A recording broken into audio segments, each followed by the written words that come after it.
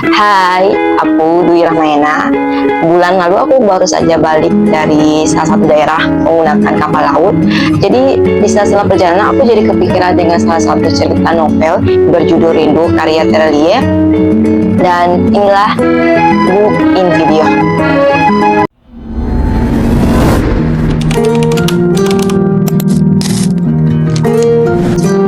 Ini tentang novel rindu.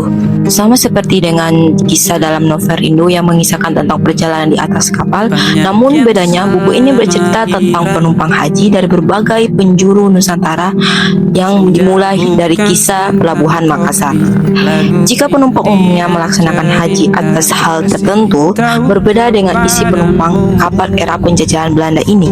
Setiap tokoh di dalamnya membawa pertanyaan akan hidup mereka yang tidak dapat mereka temukan jawabannya, hingga bertemu seorang ulama masyhur menjawab setiap pertanyaan mereka.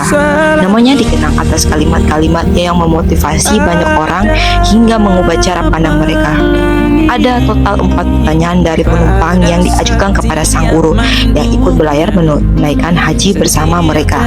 Namun, siapa sangka sang guru juga menyimpan satu pertanyaan dalam hidupnya tidak dapat dijawab oleh siapapun, hingga sempat berpikir bahwa apakah dia orang yang paling munafik di kapal itu yang mampu menyemangati banyak orang, sedangkan satu pertanyaan dalam hidupnya saja ia tidak dapat menjawabnya.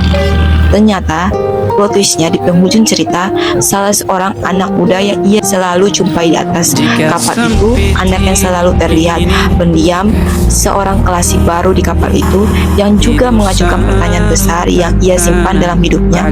Ternyata dialah yang mampu menjawab pertanyaan sang guru. Maka lengkaplah sudah jawaban atas 5 pertanyaan dalam buku itu yang selalu dijawab dengan 3 sudut pandang. Aku berpikir ternyata setiap manusia akan dihadapkan dengan ujian yang sama. Yang membedakannya adalah kisah dari masing-masing ujian itu.